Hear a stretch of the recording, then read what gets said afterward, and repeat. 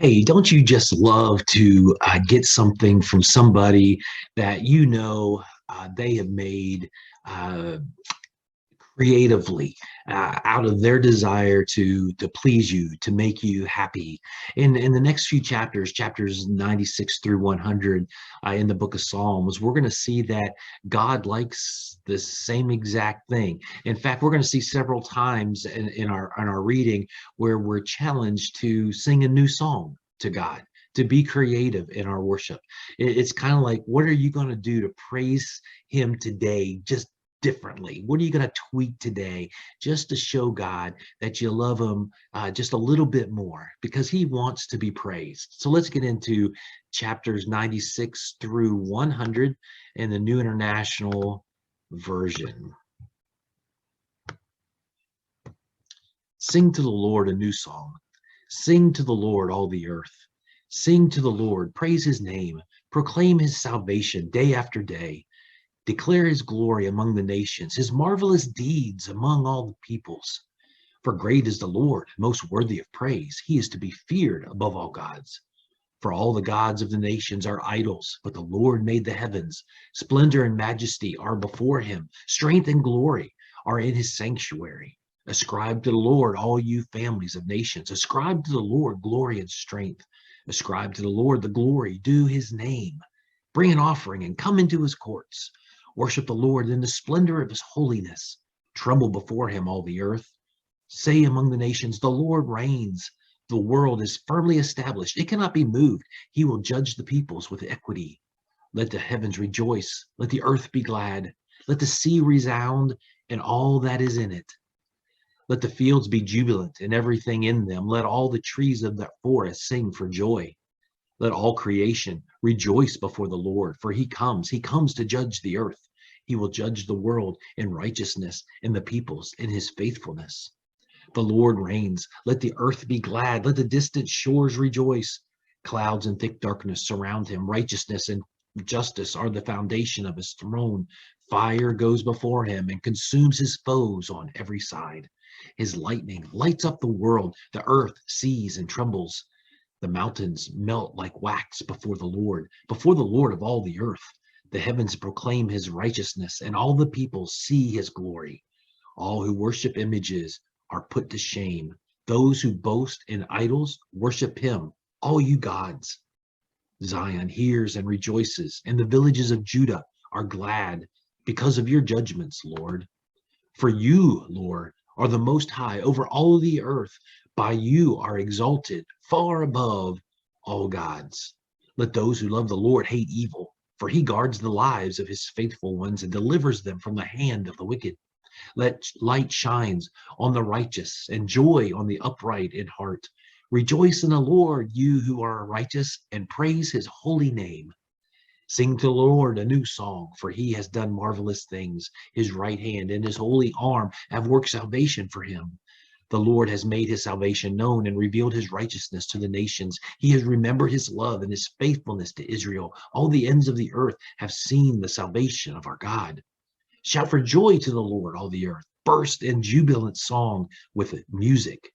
Make music to the Lord with the harp and the sound of singing, with trumpets and the blast of the ram's horn. Shout for joy before the Lord, the King. Let the sea resound and everything in it, the world and all who live in it. Let the rivers clap their hands. Let the mountains sing together for joy. Let them sing before the Lord, for He comes to judge the earth. He will judge the world in righteousness and the peoples with equity. The Lord reigns. Let the nations tremble. He sits enthroned between the cherubim. Let the earth shake. Great is the Lord in Zion. He is exalted over all the nations. Let them praise your great and awesome name. He is holy. The King is mighty. He loves justice. You have established equity in Jacob. You have done what is just and right. Exalt the Lord our God and worship at His footstool. He is holy. Moses and Aaron were among His priests. Samuel was among those who called on His name. They called on the Lord, and He answered them. He spoke to them from the pillar of cloud. They kept His statutes and decrees He gave them. Lord our God, you answered them. You were to Israel a forgiving God, though you punished their misdeeds. Exalt the Lord our God and worship at his holy mountain, for the Lord our God is holy. Shout for joy to the Lord, all the earth. Worship the Lord with gladness. Come before him with joyful songs. Know that the Lord is God, that it is he who made us, and we are his. We are his people, the sheep of his pasture. Enter his gates with thanksgiving and his courts with praise. Give thanks to him and praise his name.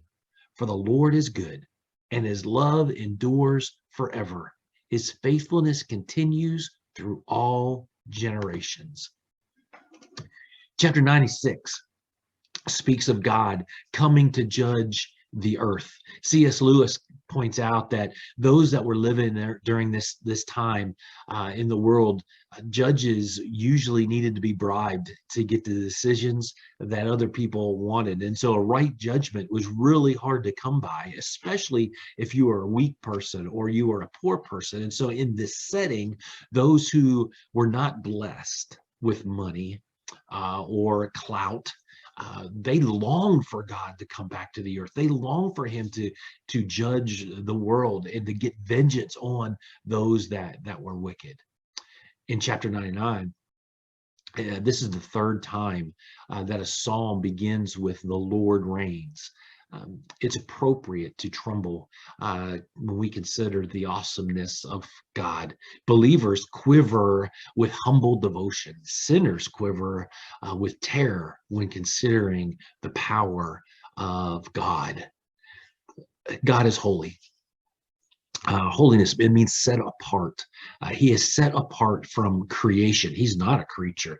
If creation disappeared, God would still remain. He would still rule. He is set apart from humanity. He is divine. God's not a superman. God's not the ultimate man.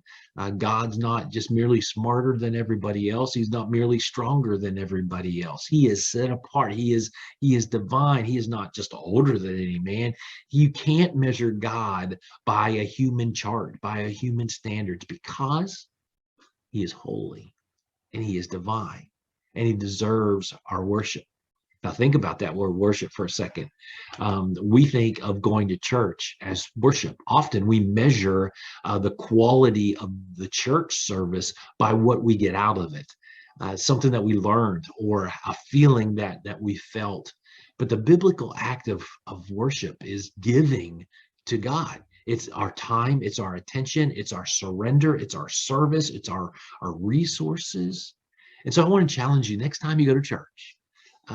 Go with absolutely no concern of what you're going to get out of the service, but completely on what you are giving to God. And you never know. It just might be a new song. I love you. Have a great day.